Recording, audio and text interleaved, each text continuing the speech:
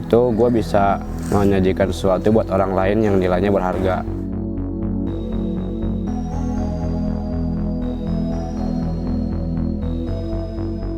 Pertama, biar wawasan gue tambah luas.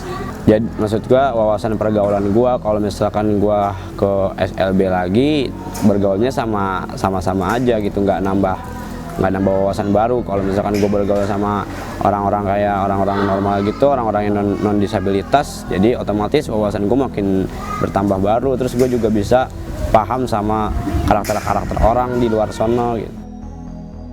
Pernah waktu pertama kali gue kayak diremehin gitu.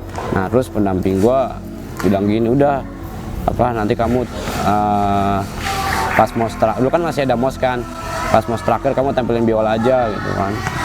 Tapi pendamping gue nggak menyebut nama orangnya, tapi ada. Terus habis itu gue tunjukin aja, gue bisa main biola gini-gini. Alhamdulillah mereka juga responnya baik. Udah semenjak itu juga gue nggak ada perlakuan kasar. Sebenarnya nggak ada perlakuan kasar, cuman waktu itu mungkin pengen ada buktinya kali gitu. Ade Puji itu semangatnya tinggi, terbukti dari prestasi-prestasi yang dia dapat, terutama di prestasi olahraga.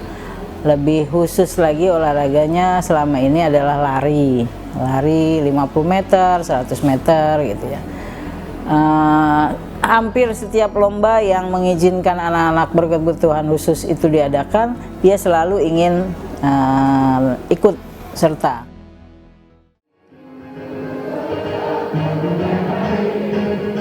Bingung kalau pertama kali gue masuk, gue diem dulu soalnya harus adaptasi dulu gue. Tapi pas hari kedua, hari ketiga, alhamdulillah ada Haryo yang biasa tuh, dia ngajak ngobrol gue dari mana, dari SMP mana, SMP 50. Gue belum nanya namanya, dulu namanya siapa, gue bilang Haryo.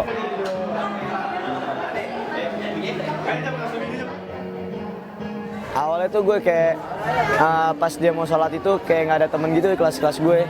Terus gue kayak langsung minta bantu dia nganter ke masjid aja sih gitu.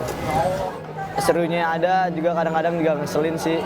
Kalau dari serunya tuh kayak misalnya gue sekelompok seni budaya sama dia, terus dia bisa main biola, dia bisa main gitar, dia bisa main keyboard. Gue juga senang punya teman sekelompok kayak dia. Terus kadang-kadang juga ngeselin sih dia.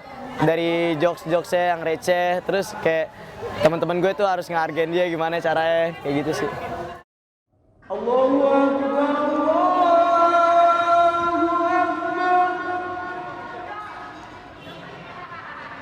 Allahu Akbar.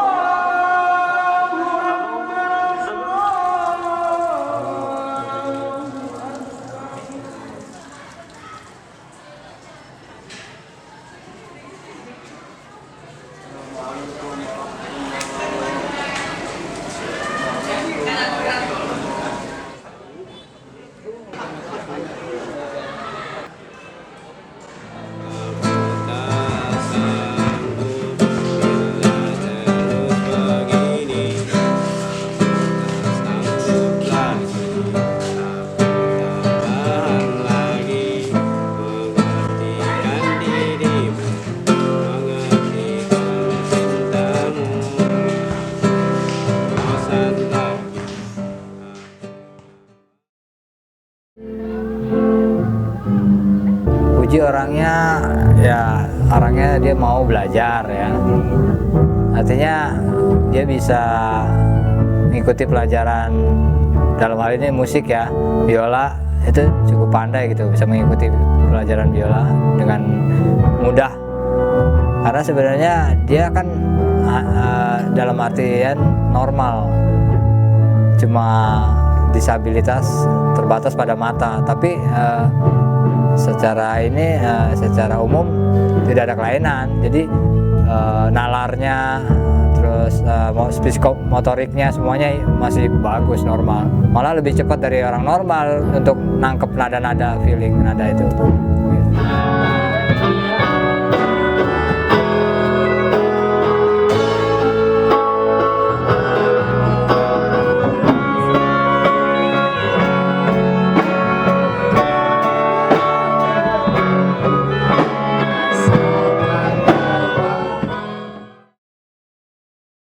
Gue lahir prematur, Nah pertama memang gue mungkin udah netra kali ya. Jadi pertama yang diserang itu mata kanan gue. Mata kanan gue udah diserang sama virus tertentu.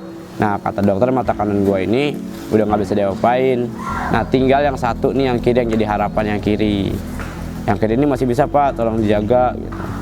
Itu kelas 4 SD.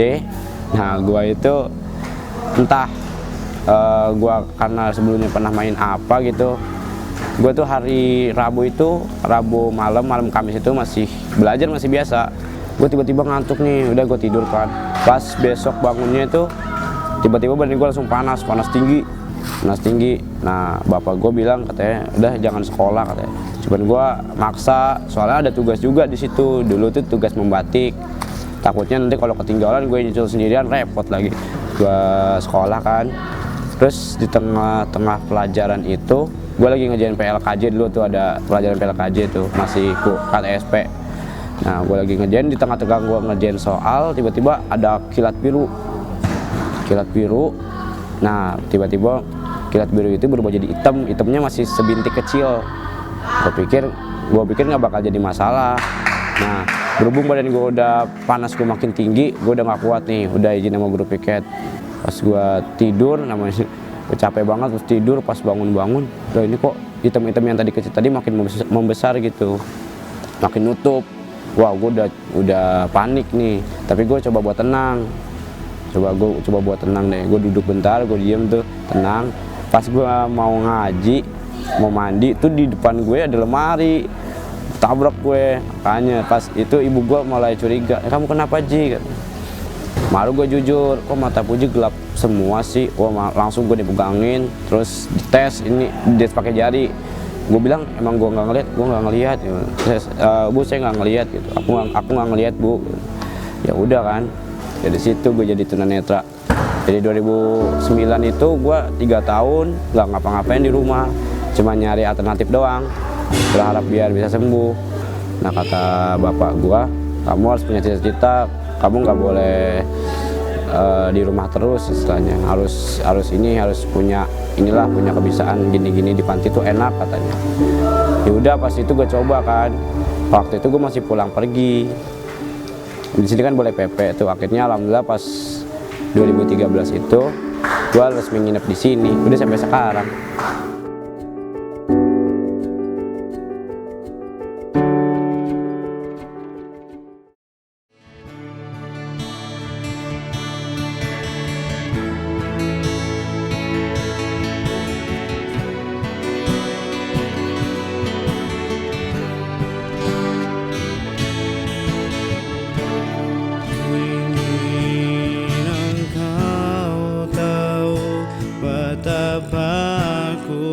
Sangat mencintaimu, ku ingin memiliki dirimu dengan kekurangan kelemahanmu.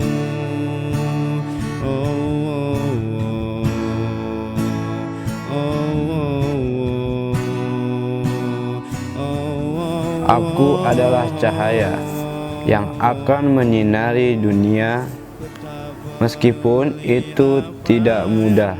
Namun, aku akan terus berusaha sampai sinarku dapat menyinari seluruh dunia. Dengan kekuranganmu lebih dari yang engkau tahu. Ku ingin miliki dirimu dengan kekurangan dan